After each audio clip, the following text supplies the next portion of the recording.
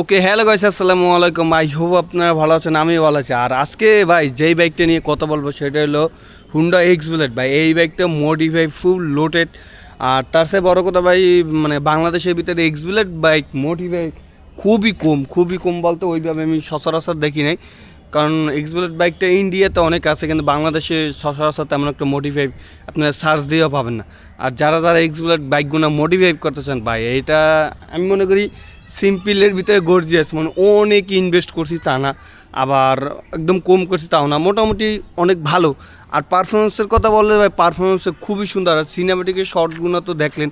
আর এই বাইকটা ভাই এখন চালায়া যেই ফিল হয়, আর মোটর ব্লগের জিনিসটা দেখতে আরও সুন্দর লাগে। সেই সেটআপটা আরও করছি, ব্রেক পারফরমেন্স করছি, টায়ার আপডেট করছি, আর কি করছি আসেন আপনাদের সাথে এক এক করে শেয়ার করি।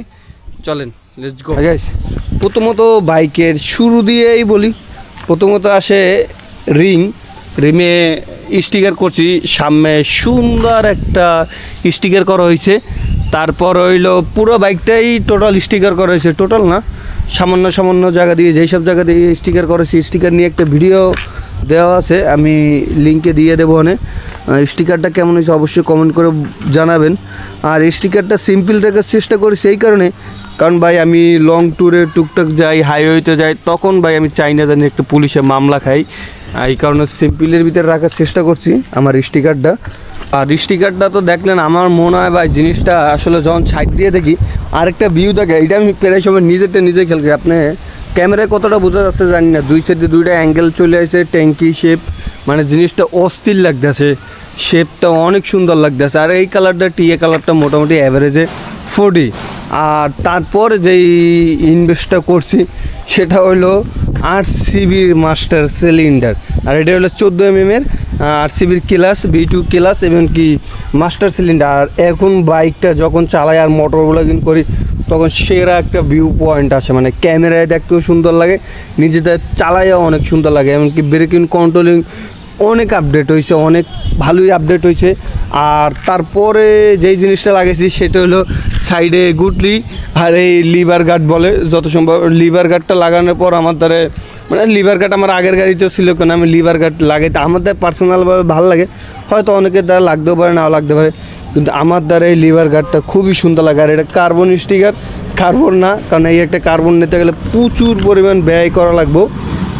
আর গাইস এরপর যেই আপডেটটা, মানে সামনের সাইডটাও দেখলাম সুন্দরভাবে, মোটামুটি ভালো লেভেলের আপডেট করছি, আর ভালো লেভেলে প্রাইস চলে গেছে। আর আপনার প্রাইস আমি শর্টকাট বলে দিই, স্টিকারে আপনি 1200-1300 টাকা বাজেট ধরতে পারেন।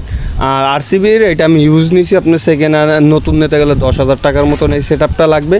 আর এটা 600 বা 700 টাকা থেকে পেয়ে যাবেন। আর গাইস এরপরে যে আপডেটটা ভাই বিগ লেভেলের একটা আপডেট হয়েছে, আর এটার পারফরমেন্স ভাই অন্য লেভেলে। ব্রেকটা হুন্ডা কোম্পানির বরাবরই হুন্ডার ব্রেকগুলো অনেক ভালো। তারপরে ভাই যেটা আমি আপডেট করছি, মানে এটা মাথা নষ্ট। আর এটা আমার মনে হয় জানি আসলে এক্স বুলেট যারা চালান এই আপডেটটা করার আমি মনে করি অনেক বেনিফিট হবেন। আরে সেটা হলো এটার টায়ার, মানে এইটা ভাই এই হুন্ডার এক্স বুলেটের টায়ার হলো 130 সেকশনে। আমি লাগাইছি সুজুকির এমআরএফ টায়ার, খুবই ভালো, মোটামুটি বাংলাদেশের পারপাসে অনেক ভালো দাম হিসাবে। আর এটা নিয়েছিলে আমার অ্যাভারেজে সব কিছু মিলে এবারে 5,000 টাকার মতন খরচ হয়ে গেছে। আর এটা হলো 140 সেকশনের টায়ারটা, মানে এই টায়ারটা লাগানোর পর ভাই কনফিডেন্স অনেক হাই হয়ে গেছে, কারণ এটা দিয়ে আমি অনায়াসে কর্নারিং করতে পারতেছি। আমার ব্রেকটা আরও অনেকটা ইমপ্রুভ হয়েছে। আর এই আপডেটটা আমার জন্য খুবই দরকার ছিল, কারণ আমি ভাই হাইওয়েতে প্রচুর পরিমাণ মোটামুটি ট্যুর দেওয়া পরে, তারপর গাড়ি তেমন একটা টানাটানি করি না, তারপর কর্নারিং করার জন্য একটা খুবই সুন্দর একটা টায়ার হয়েছে। কারণ ওইটা 130 সেকশনের টায়ারে আমি কনফিডেন্সটা খুবই কম পাইতাম, কারণ আমি এর আগে আমি সুজুকি জিক্সা চালাইতাম, সেই কারণে আমি একটু মোটা টায়ার পাইতাম, সেই কারণে কনফিডেন্সে ভালো ছিল। আর এটা যখন নিছি তখন আমার খুবই কনফিডেন্স ছিল কর্নারিং করার সময়। এটাই মানে এই টায়ারটা একটা বিগ একটা আপডেট ওই সময়, মানে আমি নেওয়ার সাথে সাথে প্রায় 5,000 টাকার মতন এটা আপডেট হয়ে গেছে। তারপরে এটা হলো রিং গার্ড, এটা সিম্পল আমরি না, এটা মানে ওই সময় ট্রেন্ডে ছিল, তো ওই সময় মানে 600-700 টাকা ছিল তখন। এই মানে মোটামুটি এটা হলো সিম্পল, মানে অনেক কিছু করতে চাই না ভাই, অনেক কিছু করতে গেলে আবার ঝামেলা। আমার যেটা প্রয়োজন ভাই, আমার যেই জিনিসটা পারপাস প্রয়োজন আমি সেগুলোই একমাত্র আপডেট করেছি। ভাই এগুলো ভাই এই একটা বাইক চালানোর জন্য খুবই প্রয়োজন, কারণ আমার যেই সব জিনিসগুলো প্রয়োজন আমি ওগুলো করার বেশি বেশি চেষ্টা করেছি। আর মডিফাইগুলো কেমন লাগছে অবশ্যই কমেন্ট করে জানাবেন, আরও ভবিষ্যতে হইলে ওগুলো আমি জানাবো। এখন আলহামদুলিল্লাহ আমার বাইক নিয়ে আমি খুশি, মোটামুটি আমার ইঞ্জিন সব কিছু ফ্রেশ, বাইকগুলো চালায় অনেক মজা ভাই।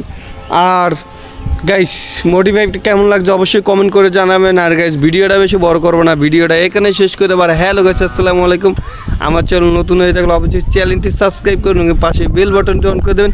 আর আপনাদের সাথে দেখা হচ্ছে নেক্সট ব্লগে, ততদিন সুস্থ থাকবেন, ভালো থাকবেন, আল্লাহ হাফেজ।